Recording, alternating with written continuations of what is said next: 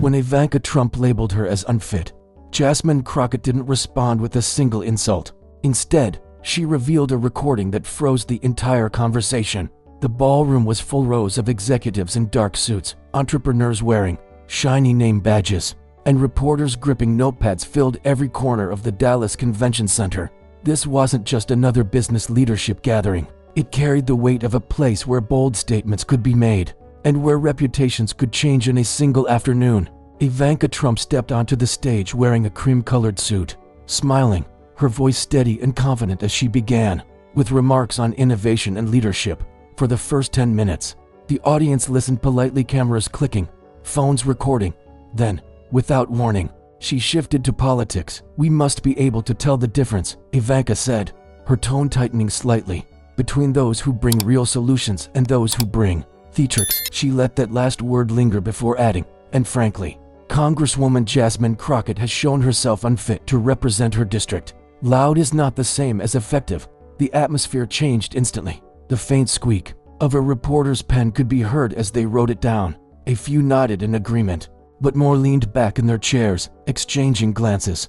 This wasn't just criticism, it was a public label. Cameras zoomed in from the front rows. A local news photographer adjusting his lens to capture Ivanka, with her chin slightly lifted. The kind of photo destined to appear beside headlines before the day ended, and as soon as the words left her mouth, every journalist in the room knew this was the soundbite they'd be pushing out within minutes. Offstage, one summit organizer shifted uncomfortably. Dallas media thrived on political clashes, but this would escalate quickly. Within minutes of Ivanka leaving the podium, clips of her remarks were already spreading across Twitter, Facebook, and Instagram. Someone posted the full quote, with the caption, "Ivanka Trump just called Jasmine Crockett unfit." The retweets and comments piled up by the second. Some whispered that Ivanka had planned this all along, coming here with the intent to make a statement about Crockett. Others believed she'd let frustration take over. Whatever the reason, the moment was now part of the public record. At a coffee cart in the back of the hall, a group of small business owners gathered over their cups. One woman from Lubbock shook her head. "She's bold, I'll give her that. But Crockett, she fights for small businesses. I've seen it." Another nodded. "This is going to blow up." In the hallway, reporters rushed toward the press room, thumbs flying over their phones, sending snippets to editors. Even those assigned to cover other speakers had found their new lead story. By the time Ivanka's motorcade left, a Dallas radio station was already replaying her comments. One host asked on air, "Is this political critique or political theater?" The irony was not lost on listeners. And while Ivanka's team made no immediate follow-up statement, the impact tour fuel had already been set, depending on political. Fused a few blocks away, in a mid-rise office, Jasmine Crockett was being briefed by an aide. On the desk between them, the aide's phone glowed with a headline from a local outlet. "Ivanka Trump blasts Crockett at Dallas Summit." "She really said that?" Crockett asked, leaning back. The aide tapped the screen to play the clip. Crockett listened quietly, her face unreadable. When it ended, she took a slow sip of coffee, set the mug down, and said, "Interesting." Her tone wasn't defensive or angry, it was calculated, as if she had just received a puzzle piece she had been waiting for. The aide waited for more, but all Crockett added was, "Let's make sure we're ready when they call." By late afternoon, the story had made the front pages of major political sites. Cable commentators were already taking sides, some agreeing with Ivanka, others defending Crockett. This was no throwaway jab, it was the start of a potential full-scale political showdown. And while Ivanka's statement appeared aimed at putting Crockett on the defensive, the audience had no idea Crockett had been holding something for months. Something that could flip the entire story in under a minute. The real turning point, however, wouldn't happen in that ballroom. It would come later, in a small TV studio, with cameras on and a microphone just inches from Crockett's face. By the time evening traffic slowed on I-35 and the Dallas skyline glowed against the darkening sky, Ivanka's remarks had reached millions. News clips were being looped into short viral videos. Think pieces were published before dinner, and social media had turned into a battlefield. Cable producers scrambled to book commentators for live reactions. Within an hour, Crockett's name was trending on 3 platforms, often paired with phrases like political theater and unfit. On a popular political subreddit, a post titled "Ivanka Trump just took a swing at Jasmine Crockett" shot to the top. Some praised Ivanka for speaking truth, while others warned she had picked the wrong fight. In a Tex-Mex restaurant near the venue, local reporters shared their phones over plates of chips and salsa. "I think she wanted this reaction," one said, scrolling through retweets. "It's calculated." Another disagreed. "Maybe, but you don't drop a statement like that unless you're ready for what comes after." And what came next was the chain reaction of a modern-day soundbite pundits dissecting tone, choice of words, and body language. By that night, political podcasts had rearranged their schedules to record emergency episodes. Calls started pouring into Crockett's team. Local TV wanted her live. National networks wanted her for the morning shows. Her communications director, Lydia Ramos, juggled two ringing phones while typing a message to Crockett. "We need to set a tone fast. At home." Crockett finally watched the full unedited clip. Her husband, Marcus, had just handed her a plate of barbecue when she pressed play. She listened, fork hovering mid-air. As Ivanka's words played, Marcus watched her closely, expecting frustration, but it never came. Instead, Crockett sat down, her food, reached for her phone, and began scrolling through audio files. She quickly found the one she wanted. "You remember that meeting in March?" she asked Marcus. "The one about the small business relief amendments?" He nodded. "Yeah, that's where I was exactly." She cut in with a faint smile. "I think it's time people heard what was said in that room." Meanwhile, on Austin Talk Radio, a host replayed Ivanka's comments twice in 10 minutes. His co-host invited listeners to call in. "Is this politics as usual?" he asked. "Or did Ivanka just open a door she can't close?" Calls flooded in. In Washington, two political aides from opposite parties exchanged the Dallas clip over text. One wrote, "If Crockett responds, smart, this will be the only thing people talk about for days." The other replied, "She will." Online, reactions split sharply. Some high-profile influencers echoed Ivanka's claims, saying Crockett was all style and no results, but others, especially small business owners, pushed back. One viral post came from a San Antonio woman. "My store was saved by the bill Crockett fought for.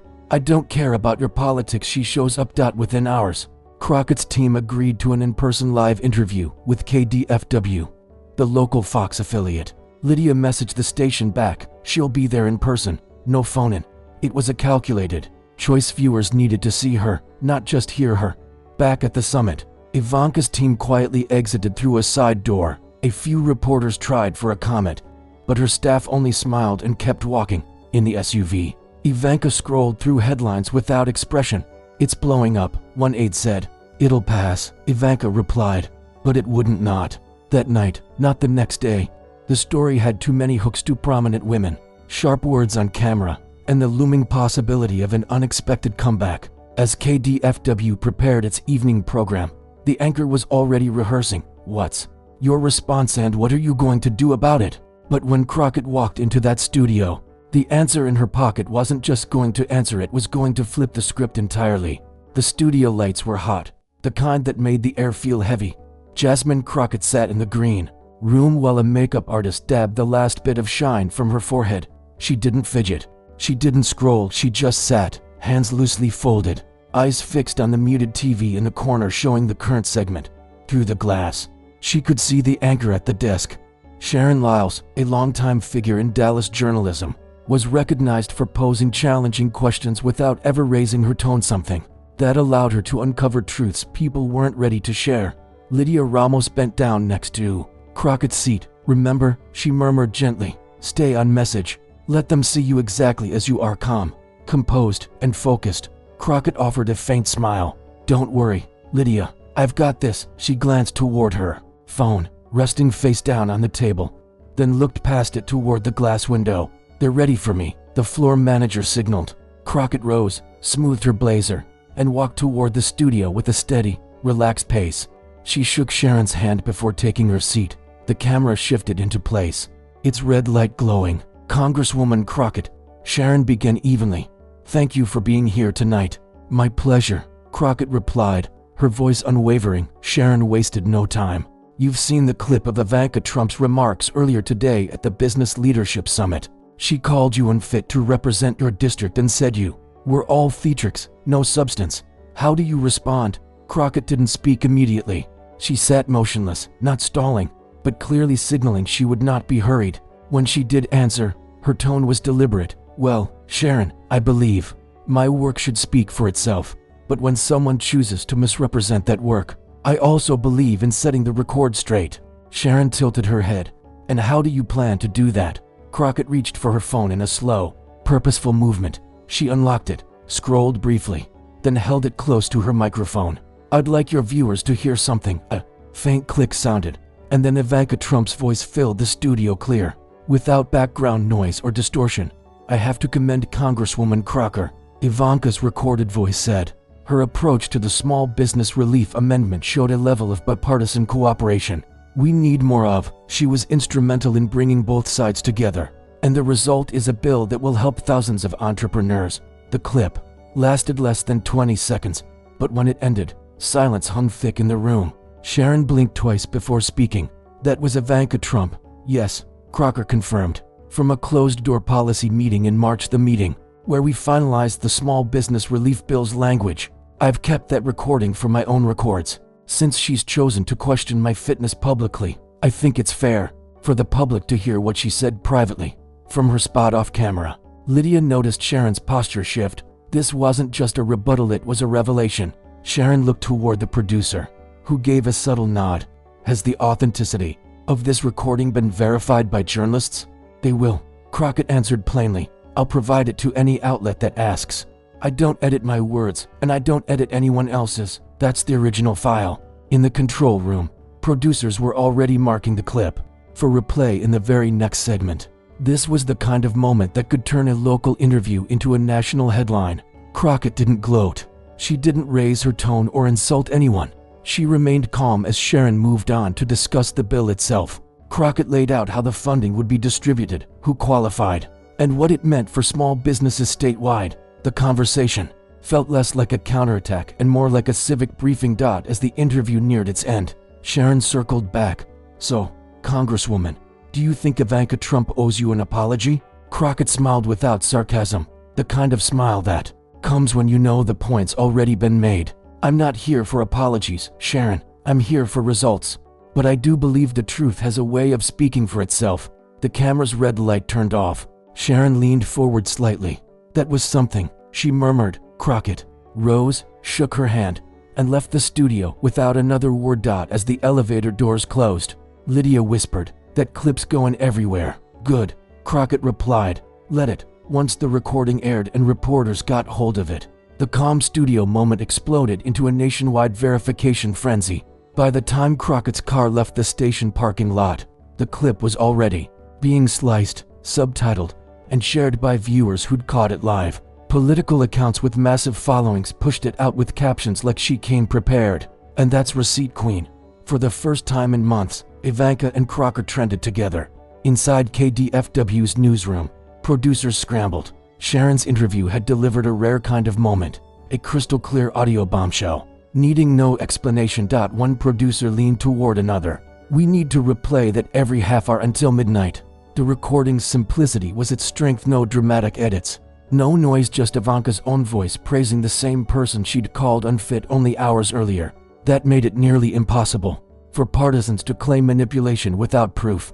National political reporters jumped in. The Washington Post clipped it straight from the live stream. CNN aired it within 45 minutes. By night's end, MSNBC's primetime was running a split screen. Ivanka at the summit calling Crocker unfit, beside Ivanka on the recording, praising her bipartisan effort. Back at Crockett's office, Lydia's phone wouldn't stop buzzing, texts from allies, journalists, even opponents.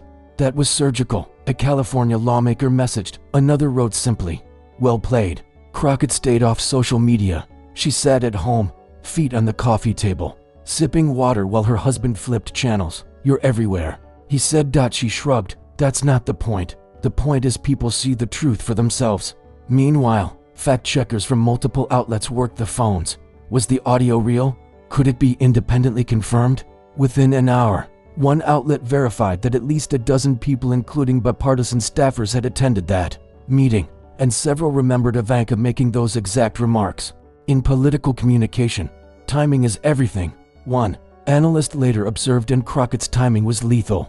Dropping the recording just hours after the criticism kept it in the same news cycle, denying Ivanka's team time to spin it. In a Washington DC bar popular with Hill staffers, televisions, replayed the moment on loop. "That's how you do it," a young staffer said to his friend. "One clip, no rant, just proof." His friend nodded without looking away from the screen. Ivanka's camp stayed quiet, no official statements, no tweets, no interviews, an anonymous source told a political gossip site the recording lacked context. But the public didn't care about context, they saw contradiction. Cable news panels lit up. One conservative pundit suggested the praise had been mere polite diplomacy. A progressive analyst shot back, "You don't call someone instrumental in front of bipartisan colleagues unless you mean it. That's not filler, that's credit." Late night, comedians joined in, playing both clips back to back before joking. "So she's fit in March but unfit in August?" The audience roared. In Dallas, Lydia opened her email to find more than a dozen interview requests for Crockett. "Do we want to keep this going tomorrow?" she asked. "No." Crockett shook her head. "I've made my point. If they want to talk about policy, I'm here. If they want drama, they can find it elsewhere." Still, the clip kept spreading. Supporters made memes of Crocker holding a phone with the caption, "Always record the meeting." Small business owners tagged her, sharing their own relief bill stories. Many who rarely followed politics said they respected her calm, fact-based approach. Behind the scenes, however, media outlets raced to verify every second of that file before the next day's headlines. By sunrise, it was no longer just a Dallas story, it was everywhere. National morning shows opened with the split screen. The New York Times pushed out a breaking news alert titled "Crockett Counters Trump Criticism," with rare policy meeting audio. In KDFW's glass-walled newsroom, the phones rang without pause. National networks wanted the raw interview file. Sharon Lyles, the anchor across from Crockett when she played the clip, was suddenly in demand for cable commentary. She declined most offers, telling one booker, "This isn't about me, it's about what was said."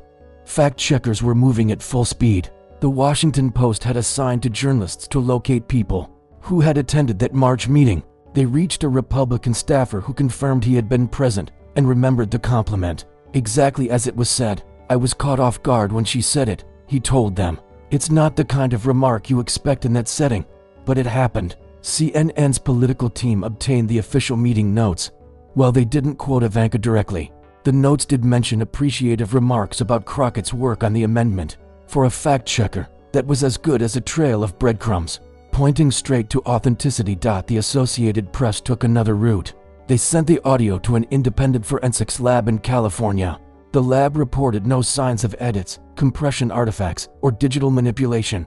Their verdict: the file appeared to be a genuine, continuous recording. Meanwhile, Lydia Ramos sat at her desk in Crockett's Dallas office, taking calls from national reporters. She followed a strict rule for every conversation: "We'll share the file, but we won't offer commentary beyond what Congresswoman Crockett has already said." This was intentional. They didn't want it to seem like they were exploiting the moment. The goal was for the story to be about truth, not a victory lap. In Washington, several lawmakers, both Democrats and Republicans, were stopped in hallways by journalists. "Do you believe the recording is real?" one reporter asked a senator. "It's pretty hard to fake something like that," he replied. "I've worked with both of them. I'll just say this, if that's Ivanka's voice, she's got some explaining to do." The frenzy wasn't only political, it had cultural traction. Entertainment outlets covered it like a celebrity feud. TikTok creators used the clip in trending videos with captions like, "When someone lies about you but you kept the receipts." On Instagram, one post showing Crockett calmly scrolling to the file earned over 1 million likes by midday. At Trump headquarters, tension filled the air. Advisors gathered in a conference room with a muted TV showing the coverage. "We can't ignore it anymore," one aide said. "If we don't respond, it looks like we're admitting it." Another countered, "If we do respond, we keep it alive for another 3 days." Ivanka wasn't there. She was on a flight to Miami, but her team kept texting her updates. In Dallas, Crockett stuck to her schedule, attending a morning meeting with local entrepreneurs, shaking hands, and hearing concerns about supply chain costs. When one man told her, "I saw you on TV last night. You handled yourself with class," she smiled politely and turned the talk back to his business. Still, there was no denying that public perception had shifted. In just hours, she'd moved from defense to holding the high ground. The reason was simple. People could hear the truth themselves. No spin, no opinions, just real-time words from months earlier. That afternoon, NBC News confirmed what most already assumed. 3. Independent attendees of the meeting verified the recording's accuracy. By 3 p.m., even commentators who had backed Ivanka at first were urging her to clarify. One tweeted, "If this is the same person you praised in March, maybe calling her unfit isn't the best look." Lydia watched the momentum swing from her office computer. Her inbox was overflowing with interview requests she knew Crockett would refuse. She doesn't need to add more, Lydia thought. The recording is still doing the talking. But as media verification stacked up, the online reaction turned into something even Ivanka's team hadn't foreseen. A digital wave that pushed Crockett's moment into a cultural flashpoint. By late afternoon, the story had escaped political circles and flooded nearly every corner of the internet. Twitter was filled with clips of the interview. Some slowed down with dramatic music. Others captioned, "When you bring facts to a feelings fight." Instagram Reels showed side-by-side footage of Ivanka's summit remarks and her March praise, gaining millions of views within hours. TikTok took it further. One creator stitched the audio into a parody skit, playing Crockett holding a phone while a friend acted as Ivanka. It was ridiculous, funny, and brutally effective at showing the contradiction. In 6 hours, the video reached 2.8 million views. Hashtags like #HeyILL, #ReceiptQueen, and #HusCrockettKeepsReceipts didn't just trend, they dominated. People used them for posts about everything from politics to petty office disputes. A user from Phoenix posted a co-worker's contradictory email chain with the caption, "Channeling my inner Jasmine Crockett." The replies were full of tagged, "Friends, this is exactly what I was telling you." On Facebook, a small business owners group shared the clip with a long caption about the relief bill. "No matter your side," the post read, "Facts are facts. This bill kept our doors open, and Congresswoman Crockett fought for it." That post went viral, pulling in comments nationwide. Even late-night comedians joined in. One joked, "In March, Ivanka was Crockett's biggest fan. In August, she's calling her unfit. I think someone needs a calendar." The audience laughed, but the sting was real. It captured exactly what many were thinking. The tone shift didn't make sense. In Crockett's Dallas office, the mood was steady but energized. Lydia sat at her desk, phone in one hand, scanning a list of interview requests. "Trevor from Good Morning America is calling again," she told Crockett. "No." Crockett replied instantly, "We're not turning this into a tour. This isn't a victory lap. It's a moment to remind people why they should pay attention." Still, the team couldn't ignore the swing in public opinion. A strategist texted Lydia, "She just jumped 15 points in favorability in our overnight poll. That never happens in 24 hours. Lydia didn't reply right away, but she knew this wasn't random. When you counter a public attack with undeniable proof, you leave little room for spin. Meanwhile, Ivanka's name was trending for all the wrong reasons. Her own supporters were divided. Some defended her, saying circumstances had changed since March, while others admitted the optics were bad. A conservative influencer tweeted, "This is why you don't attack someone unless you've got your own receipts. Otherwise, well, here we are." Crockett's supporters weren't just defending her, they were celebrating her composure. Memes flooded Instagram of her calmly scrolling on her phone, with captions like, "Unbothered," "Prepared," "Dangerous." Another showed a still of Ivanka from the summit with the caption, "When you forget she records everything." The wave of chatter meant the story wasn't fading, it was evolving. News outlets ran think pieces about the new era of political accountability, and how technology made it harder for public figures to rewrite history. One columnist wrote, "In an age where nearly every meeting is recorded by someone, the truth has a way of resurfacing, often at the worst possible moment for the person trying to hide it." By evening, Crockett had gained over 200,000 new social media followers. Her staff stayed careful not to gloat, but did post a sharp tweet, "March versus August. Receipts don't expire." Around 8 p.m., Ivanka's team finally released a brief written statement. "While I have respect for anyone who works toward bipartisan solutions, I also reserve the right to critique performance when it changes over time. My comments yesterday reflect my current perspective." The attempt at clarification only fueled more questions. What had changed? Crockett didn't answer directly. Instead, she attended a small fundraiser for a local literacy program. When a donor told her, "You're trending everywhere," she smiled lightly. "I'd rather the bill trend. People need to know how it works." But the truth was, her moment had outgrown the bill. It had become a textbook example of handling a public attack. "Stay calm," show proof, and let the audience connect the dots. While the internet was turning Crockett into a folk hero, Ivanka's team was scrambling to plan their next move, a misstep that would soon be magnified by their press strategy in the coming days. By the next morning, tension in Ivanka Trump's camp was so thick it felt electric. In their Miami headquarters, aides hunched over laptops, scrolling through coverage, replaying the interview, and studying new polling shifts. Every screen showed Crockett's face alongside Ivanka's March and August words. The contrast was stark. Her communications director, Glenn Avery, leaned forward, rubbing the bridge of his nose.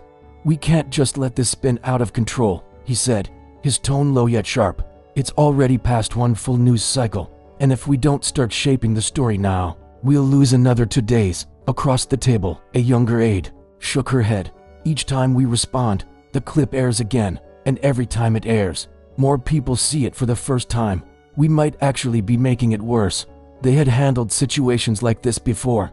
Public criticism answered with a counterattack, a short burst of news attention. But this one felt different. The issue wasn't only the gap between March and August, it was the clarity of the proof. The audio was crystal clear, with nothing to distort it, no poor sound quality to create doubt. On a video call, another senior advisor suggested a bold approach: have Ivanka call Crockett privately, off the record, and smooth things over. If she can get Crockett to say they've cleared the air, it'll take the sting out. Glenn immediately rejected it. "Crockett's not going to save us. If she wanted this to disappear quietly, she wouldn't have played that recording." Live on TV. Meanwhile, in Washington, reporters gathered outside the building where Ivanka was scheduled for a closed-door donor meeting. When she arrived, they shouted questions over the rapid clicks of camera shutters. "Do you stand by your comments about Congresswoman Crockett? Do you dispute the recording?" She kept walking, giving only a tight smile before going inside. That silent clip was replayed on the evening news, accompanied by commentary on her lack of response. Back in Miami, Glenn settled on a plan: release a longer, more detailed statement built around changing circumstances. Together they drafted it, careful not to deny the recording outright, but to hint that Crockett's recent work hadn't matched her earlier promise. The aim was to acknowledge the March praise without suggesting the current criticism was baseless. But when the draft reached Ivanka for approval, she hesitated. "The problem," she said slowly, "is that this forces me to revisit her March accomplishments, which only keeps her win in the spotlight." Her pause sparked another round of debate. Some advisors argued to let the story fade on its own, while others warned that staying silent could look like an admission. She had been caught contradicting herself. In the end, Ivanka compromised. She agreed to a shorter statement, nearly identical to the previous night's, but with one added line: "I wish her the best in her continued work for the people of Texas." It sounded polite, but to political observers, it looked like an attempt to close the matter. Unfortunately for her, it didn't work. News shows dissected the wording, noting how it avoided the real issue. Social media mocked the phrase "changing circumstances," with memes translating it as "I said it, but now I don't like it." Crockett's team noticed the softer tone. "They're trying to wrap it up," Lydia said in a quick staff meeting. "Good, we'll help by not adding fuel. We've got other work to do." That afternoon, Crockett went live on Instagram, not to discuss the recording, but to highlight a new community grant program. The comments section still buzzed with references to the interview, with supporters writing, "Legend, always," "Receipts," and "Class Act." She smiled, read them, and kept talking about the grant. For Ivanka's camp, that was the most frustrating part. Crockett wasn't engaging in back and forth. Without that, they couldn't frame it as an ongoing feud. She had simply dropped the recording and moved on, leaving them to explain the gap between past praise and present criticism. Glenn summed it up during a private call that night: "We can't win a fight she's not fighting." But while Ivanka's team scrambled to shut the story down, Crockett's inner circle knew it wasn't just luck. It was the result of a choice she'd made months earlier, one they deliberately kept hidden. The truth was, the recording wasn't an accidental capture or forgotten memo, it was intentional. Back in March, with the small business relief bill nearing its final draft, Crockett had attended a private meeting in Washington with lawmakers, policy advisors, and high-profile guests. Ivanka Trump was there, representing business interests. The meeting was cordial and productive, with Ivanka unexpectedly praising Crockett for her willingness to work across party lines. It could have faded into the blur of countless political meetings, Except Crockett pressed record on her phone the moment she walked in. It wasn't paranoia. Early in her career, she had learned that private praise could turn into public criticism, and context could be twisted. Keeping a record wasn't revenge, it was accuracy. She didn't tell her team at first. Only Lydia knew, and even then, Crockett framed it as just in case. The file sat quietly in her phone, labeled only with the meeting date. In early August, when the Dallas Summit guest list leaked, Lydia noticed Ivanka was speaking over coffee. She asked, "Think she'll bring you up?" Crockett raised an eyebrow. "If she does, I'll be ready." Readiness didn't mean she wanted a fight. She was focused on the bill's final funding phase, not on headlines. But she also knew silence could give others room to rewrite her work. When Ivanka's comments hit the news, Crockett didn't react instantly. She finished her meetings, went home, and listened to the clip alone, then replayed her March recording. The contrast was sharp. 10 minutes later, Lydia called. "Every outlet in Texas wants you tonight. National networks, too. What's your move?" Crockett replied, "One interview, local, live," and replaying it. Releasing the recording carried risks. It could be spun as petty or vindictive, but to Crockett, it wasn't about attacking Ivanka. It was about stopping a false story. "If she wants to critique my work, fine," Crockett told Lydia. "But you can't erase what you've already said. That's not how it works." Before the interview, even her press assistant didn't know about the recording until 10 minutes before leaving. "You're really going to play it?" the assistant asked. Crockett nodded. "We're not shouting. We're not insulting. We're just letting people hear the truth." The lack of warning, no teasers, no hints, made the moment hit harder. Looking back, Lydia saw why it worked so well. It wasn't only the recording's content, but the calm, steady way Crockett delivered it. She didn't look angry. She looked prepared. After the clip went viral, she didn't chase more airtime. She stuck to her schedule, spoke on policy, and avoided drama. One Dallas columnist noted she could have milked it, but she let the facts speak. The recording was never random. It came from knowing how narratives are built and broken. In politics, today's compliment can be tomorrow's attack, and without proof, you're at the mercy of someone else's version. Privately, she told Lydia she hadn't expected to use it so soon, if at all. But if the choice was between letting someone rewrite her work or setting the record straight, she'd always pick the latter. As the dust settled in her camp, the conversation in Washington intensified. The clip wasn't just embarrassing for Ivanka. It was spreading through Congress. The morning after it went viral, Capitol Hill buzzed, not with normal gossip, but with talk of how quickly Crockett had flipped an attack into a win. Staffers lingered by doors, trading takes. A Republican aide on his way into a budget committee meeting muttered, "You've got to admit, that was clean." His colleague smirked. "Listen, don't say anything in March you can't defend in August." In committee rooms, the story became a cautionary tale. Lawmakers who'd had their own words twisted were quietly impressed. For them, it wasn't just about political optics, it was about control. Crockett hadn't let her opponent dictate the conversation. The House Speaker, caught by reporters on her way to a caucus session, avoided direct answers about the recording but commended any lawmaker who stays focused on delivering concrete outcomes for the American public. To political observers, it was a quiet acknowledgement of Crockett without explicitly taking sides in the dispute. Not all were impressed. Several hard-right members called the reveal petty and accused Crockett of orchestrating the moment for political advantage. Yet the criticism didn't land, as the proof was crystal clear. No edits, no fuzzy timeline, just two opposing remarks months apart.